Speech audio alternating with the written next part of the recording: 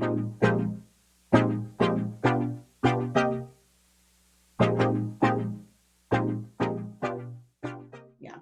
Yay, you're back.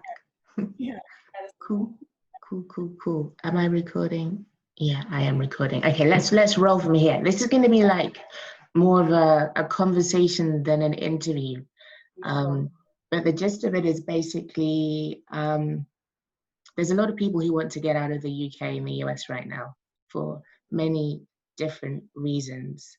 I guess what I'm trying to do is to bridge the gap between those who like just want to escape and just want to like go elsewhere, and people in the Caribbean who are like, okay, cool, if you guys are going to come, you kind of need to understand how our society works and like how you can fill in the gaps, and also like just educate yourself on what it really means to live in the Caribbean, and ideally what it means to contribute in the Caribbean as well. And I think like, for one, I'm just like the biggest fangirl of Designer Island. Like I can't express in words how much I love the aesthetic of what you do, the people that you profile. So yeah, I just figured you would be a really joyful person to speak to about like what it means to you to be a person living in the Caribbean, a Trinidadian woman, and also the context behind Designer Island and how you feel that sphere of profiling Caribbean creativity matters, and why it matters right now. But I guess maybe we should start by just tell me who you are. Can you introduce yourself to me? Okay, sure. I'm Tanya Marie. Well, my full name is Tanya Marie Williams-Rhule, which everybody tells me is super long. I'm a graphic designer, an illustrator, creative director, and the curator and editor of designerisland.com. Perfect.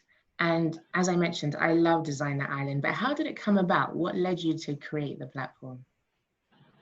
I was actually working at advertising in this agency in Trinidad at the time. It was a branding agency slash advertising agency. And the company had recently gone through a merger because it was branding alone, and then it merged with an advertising agency, an own agency.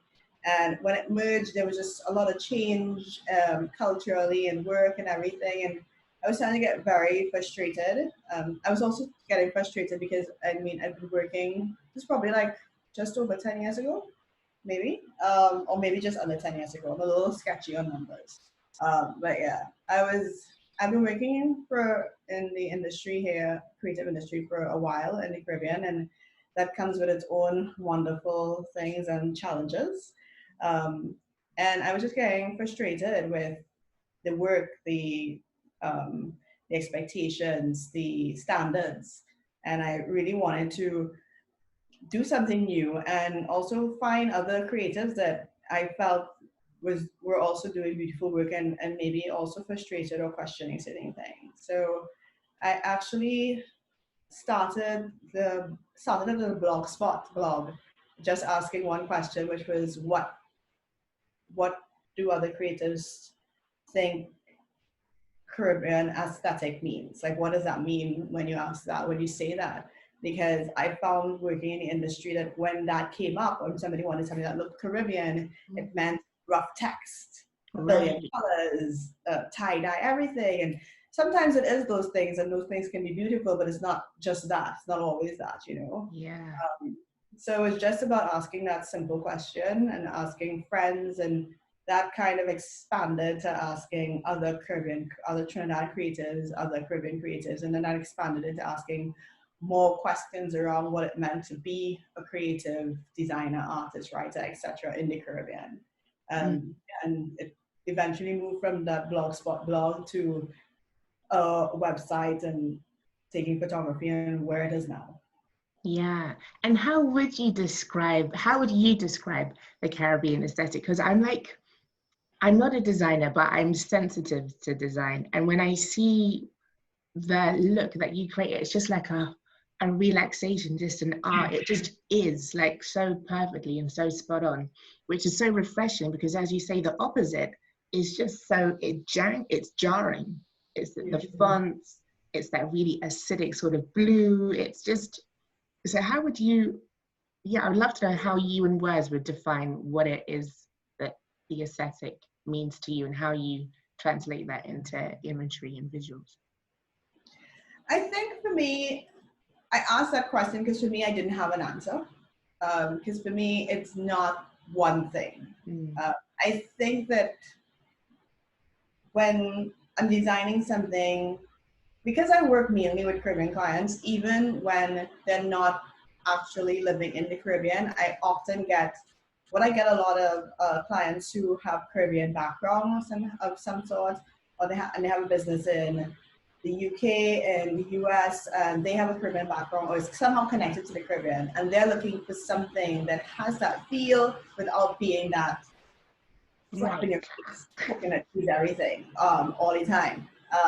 So for me, designing and getting that aesthetic came about from how I do any design work, which is first of all understanding the job, the client, the customer, and designing around that. And part of all of that means a certain warmth, a certain color palette, a certain style, a certain relaxation. And like you said, it's kind of like, it's almost trying to fit into the design appeal without screaming something obvious. So even if you're from the Caribbean, if you're not from the Caribbean, there's something that warms you, almost like a vacation. Yeah. But it's not specific to a color palette or a font. So when I think about Caribbean aesthetic, the work itself is always dependent on what the work is supposed to do, what design problem I'm solving. But I think for me personally, in terms of my aesthetic and my idea of Caribbean aesthetic, it's something that's beautiful and light and colorful and makes you feel good instantly. And then there's all this depth to it as well in the design. If you don't have to necessarily get all that depth and meaning straight off the bat, but it's there. And at first looking at it, it's just beautiful and calming, like a hammock ride. Definitely a hammock. Yeah, it's kind of like a hug, but not a hug. A hammock is perfect because you relax into it, yet it embraces you. And there's definitely an emotional response that I have to the work that you show, which is really, really beautiful. And so I think you're in a really interesting position, interfacing, being in Trinidad, but also interfacing people with people from the diaspora. Can I just, have you lived in London? No. Oh, I thought you had. For some reason, I thought you lived in London. But that's fine, because still interfacing with people who have roots but don't necessarily have a full lived experience. How do you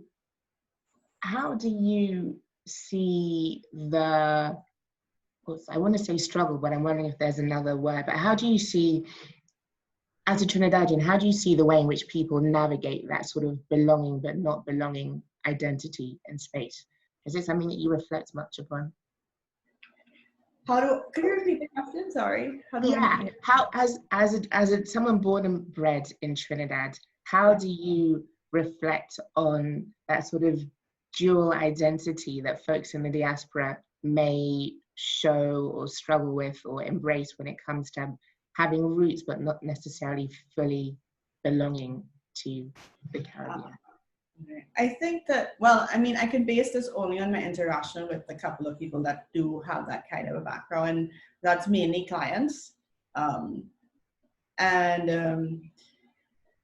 think what I find interesting is that, I guess when you're on the outside looking in at something that's familiar to you but not so familiar to you, you can see it more clearly when, as opposed to when you're living it, you know? Not that you're living it and it's there, but it's easy to forget, you know, as opposed to when you go on a vacation somewhere and you're paying attention to all the details of the space.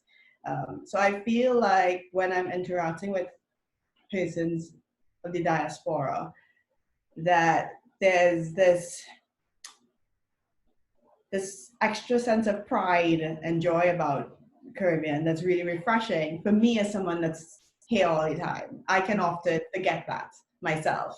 So for me, it's interesting and exciting because they sort of refresh me every time. Every time I have to talk to someone for an interview for Designer Island that's not actually located in the Caribbean at the moment, or if I'm working with a client that's not located in the Caribbean but has the background, when we're talking about their project or their work for themselves, they talk about it in this beautiful way that can remind me of how lucky I am to be here, and despite everything that it also means to be here.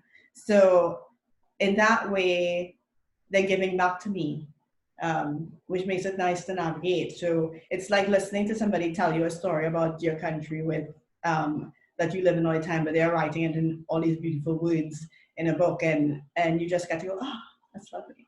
Yeah, it is like that sometimes. But and then even when you're and even if we're talking about some things that are negative and they're trying to navigate, or I'm trying to navigate, then you get this aha moment of, yes, it's that insane and crazy. Right. Yeah. No, that's really interesting. And so from where you are right now, I don't know whether it's in terms of your friendship groups or professionally, are you noticing much interest from folks in the diaspora in looking to return to Trinidad or to be based in Trinidad more often?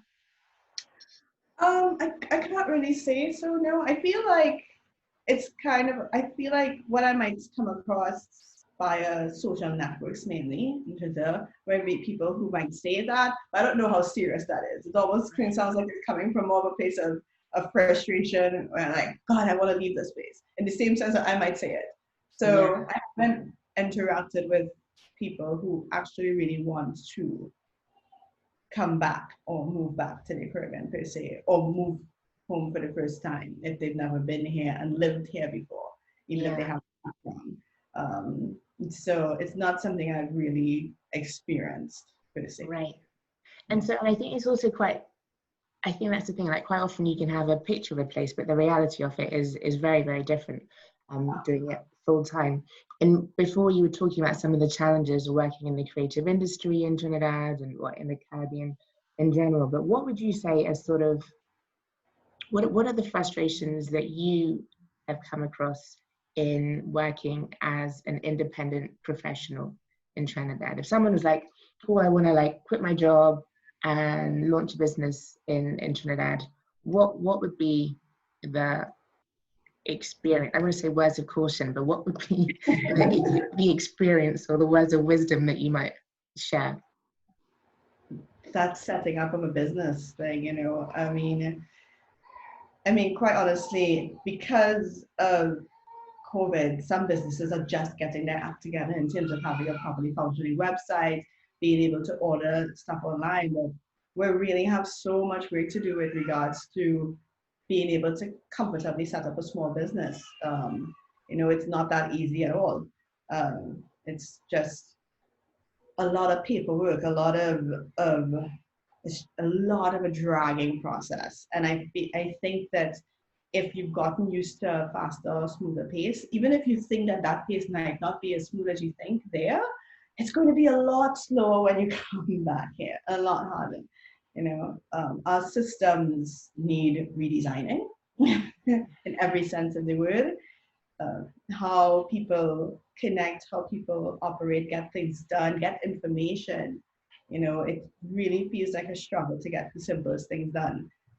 Every time I have to think about trying to go to a government office for most things, I'm like, take deep breaths, Tanya. So that is going to be the thing that you need to keep in mind, that some of the things that you've gotten used to in other places that seem simple enough, you're going to have to take some deep breaths when you come back to the Caribbean. Yeah. And that's interesting because like my parents are from Grenada and I've lived in Grenada, and I always had this impression of Trinidad as being like a land of the bold and the brave compared to everywhere else in the Caribbean. Like you guys seem to have it cracked, but it's interesting that even in Trinidad, it's still slow. It's still takes an entire day to get stuff done. You're working, especially when you're working, I think it depends on what kind of industry you're working. When you're trying to set up something online, if you're a small business and you don't have this huge backing or long reputation with a bank, you know, trying to set up set up for a business account and all these things that shouldn't be that difficult can be really, really difficult and irritating. So you really have to take a deep breath with that. Yeah. But one thing I think is indisputable is that like the creative scene in Trinidad is on fire. Like you guys have so much going on, especially compared to many of the other islands. But why do you think that is, and how would you describe the scene relative to what's going on in other islands? Well, I mean, I think we've always looked at Jamaica as being the creative space, but we've always looked at Jamaica as the creative place in terms of music.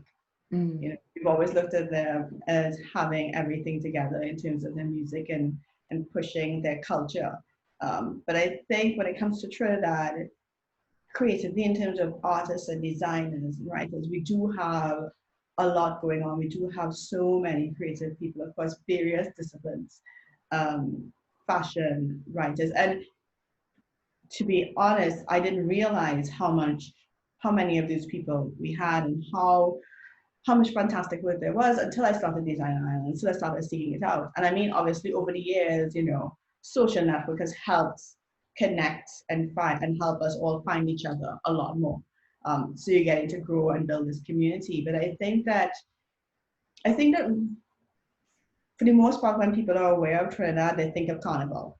And even if your first or only awareness of Trinidad creativity is Carnival, even in that space, the designers, the artists, all these creative thinkers across different disciplines just in that area are so vast. But until somebody starts to go in and talk to and have conversations with people, you don't get a sense of it. You just kind of get the end result, the presentation. And I think that we've always been incredibly creative people. I mean, we know artists, writers, etc. Legendary ones, iconic designers, etc. But like I said, the internet and social media has really allowed us to put ourselves out there, to present ourselves, to show ourselves. And it's a fantastic opportunity. So I think when it comes back to the disadvantages of working as a creative in the Caribbean, there are all these bureaucratic, systematic things you have to go through.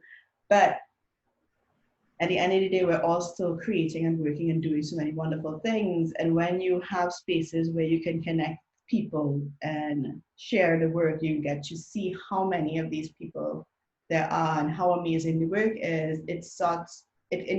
I feel like it encourages more. I think it brings more out. It encourages you to work. At least it does for me. And I think that was also one of the reasons why I started Design Island personally, because it started from a personal place of wanting to find more creatives that were doing amazing work. Now it's about showing as many of those creatives as possible that are doing work and wanting to present them in a space that's as beautiful as their work. And I think that's something that we always lacked. You know, there are people doing amazing things, but where's the amazing space that shows all the creativity and that shows it of a particular standard and design and clarity? Those are the kind of spaces we're lacking.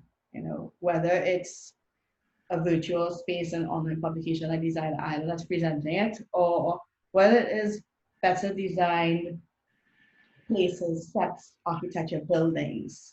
That presentation of the amazing creative work that we have here is what has always been lacking, not the creatives. Right. Yeah. And I think that seems to be common across many islands. It's not that the work isn't happening, it's more just the storytelling isn't there, you know, the kind of blowing our own trumpet, it doesn't happen. So yeah, it's really inspiring that you've been pushing that forward in a different way. And so if someone was thinking about moving to Trinidad and wanted to sort of dip their toe in, are there sort of offline spaces that you would recommend, whether it's, I mean, I guess it's COVID now, so I guess I don't know what's happening, but in normal times, are there sort of event spaces where it's cool to hang out at? Are there co-working spaces? Are there like particular neighborhoods that are hubs for creativity? Where should someone head? Gosh, right now it's definitely none of the above. And I think it might be a little difficult for me to answer that specifically, just because I haven't been as out as much in the last couple of years, having baby number 1 and 2, 1 and 2 years. But for me, I've always been about going to a lot of art galleries, a lot of exhibit openings. You know, we used to have so many art exhibit openings all the time. And I always found they're a great space to meet not just artists and designers, but you find various types of creatives coming to the events and spaces to interact, to meet, to network. I've always found that art gallery and exhibition openings are always fantastic spaces for that, you know, whether it's Medulla Art Gallery, Y Art Gallery, and all these other spaces, the Frame Shop. Yeah, I love art gallery spaces.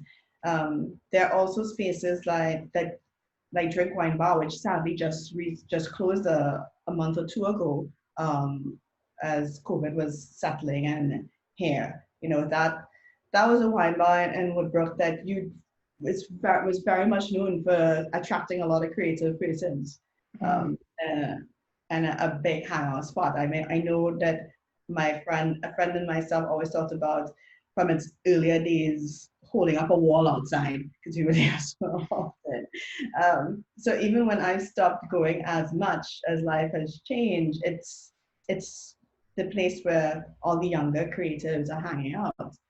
Now you also have spaces like the light box. That's not a space to go to, but it's a music space. It's online. They have a lovely Instagram page that I love to follow, and they're just showcasing all this amazing music talent in Trinidad. And again, if your first thought of Trinidad, if you are aware, might just be calypso and soca, but there's so many different genres of music that's happening, and they're showcasing it beautifully. And just there were so many smaller creative niche spaces that have been popping up over the last couple of years. It's unfortunate that everything has had to quiet down, but I'm trying to remain extremely hopeful about what's going to revamp and come back when this all is over, hopefully. Yeah. And talking of that, so like in the UK at the moment, the art scene is really struggling with just everything being shut down. Opportunities to perform, opportunities to display just really aren't there, and the government isn't particularly doing much about that. What's the situation in Trinidad, and what do you see as being the kind of key opportunities to build back better when the situation changes in whatever way it changes? Well, right now, just last week, they announced the cancellation of Carnival 2021, you know, which is breaking many, many hearts. So there's a lot of discussion about what that means for the people whose livelihood depend on it. And then just yesterday, our budget was announced. Okay. And there's a whole lot of conversation, argument happening on Twitter, mainly for where I'm interacting in social media with a lot of creatives who are like, once again, the creative industry is just kind of forgotten and pushed to the side. You know, there's very little, if nothing, put in place for how do we operate in this space and time, and what does it mean and coming after. But back to the carnival conversation. You know, I feel like we've been looking at and seeing a lot of different ways that shows and presentation and art can happen, you know, whether it's looking at fashion weeks and the creative ways they're doing it, or some of the award shows that have happened, virtual award shows, etc.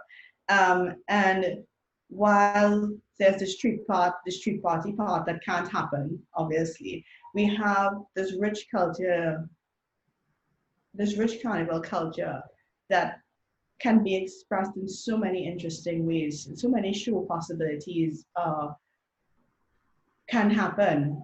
Like just, I think maybe a couple of weeks ago, Cassidy Band had a had a show for Independence. Okay. They put on a show and it was lovely. It's still on. I believe it's still up on YouTube. You know, beautiful set design, lovely concert they put on. They did themselves, and it was so great. I'm like, even if you just look at that example, and you think about the calypso fiesta and everything else. And basically, as a friend, a writer friend said on Twitter, there's all these aspects of Trinidad Carnival that can't and won't die because of COVID. And it's just a matter of us finding creative ways to put on these shows and present them. But are the people with the actual power and ability to do that going to do that? Because the ideas exist. The people that have the ideas, the creative ideas exist. It's for them to be given the opportunity to do that work, for them to be given the opportunity to create all these new ways and ideas of presenting carnival culture, creativity in Trinidad. And not just for carnival. And I think that carnival presents an opportunity to rethink some of the more obvious works. But we could sit down and just cry about it and be frustrated, or we could use this as an opportunity to figure out not just how we figure out how to change design and presentations of some things because of COVID, but prepare for after COVID. Right. I think we've really been, for lack of a better term, I guess, lazy in terms of how we can work and present and do our best in terms of creativity and ideas and culture and present it. And we haven't been doing a fantastic job with it. We have very many independent, small persons that are trying to do things to improve it and trying to present. But at some point, you need the people with the power, with the backing, with the money to put behind and start to help create and build this into something great. And this could be an opportunity to do that. But I think if we're looking at the recent budget announcement and the lack of interest in it, you know, that how we have a long way to go in terms of persons seeing the value. Yeah. And do you think there's any scope? I mean, obviously the scale is going to be entirely different, but do you think there's scope for people from the diaspora to kind of invest more or to kind of provide that sort of backing outside of the state sphere? Is that happening already, or what's your take on that aspect? I can't say if it's been happening already, but I mean, there's definitely room for the assistance for the invigoration of new ideas and collaboration. And I think in the end, I think for the most part, us all collaborating with each other, and we can do a lot, and we can start to at least build more of that attention and growth, and that should attract more of that assistance and that help and build upon it. Because I think we've been doing really well, but we need to do a lot better, a lot faster. And with that, the only way that's going to happen is with the assistance of bigger entities and more collaboration of small and medium entities. Yeah, definitely. And I'm supposed to be like, if my flight doesn't get cancelled, I'm supposed to be leaving to Grenada in like 30 days time. Not that I'm counting the days or anything, but I am hoping to pop over to Trinidad also because I've got family there that I've never met. But the role that you have, kind of looking at what's going on in different islands, where do you find are interesting hotbeds of creativity that folks might want to take a look at if a thriving creative scene is something that's relevant to them in their daily life or profession?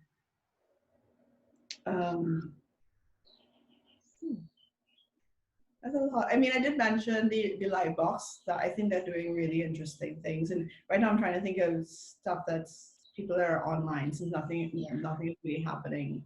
Or even other islands, I'm thinking. Are there other islands that are also? I'm not sure. Yeah, like I said, it's gotten so quiet. COVID has made everything so quiet that I don't think that much is going on. I think everybody's trying to figure out what to do now. So I unfortunately don't have any amazing suggestions. Yeah, no, that's cool. I know I was talking to Michelia, who runs the Grenada Film Festival that's coming up, and they take quite a regional approach. But yeah, I think there's talent in so many places, isn't there? It's just a case of telling that story.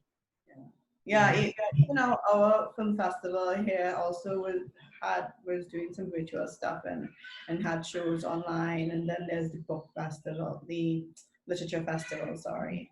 And I guess a lot of these islands have these similar festivals and trying to take them online. Then Jamaica has that Mokad. Yeah, I'm going to pronounce that wrong, so maybe not try to say that. Market where they usually have this grand market every year with all these different designer items, Caribbean designer items. Jamaica and other Caribbean islands work on display and for sale in this great market. But again, don't know how that's going to work out now. Yeah. Well, I'm gonna only ask you one more question because I can hear your little one demanding, like, "Mom, come back." But what's next for you? And if folks want to support you in the work that you'll do, either through Designer Island or your independent work, what's the best way to connect? Oh, well, definitely follow Design Island on Instagram.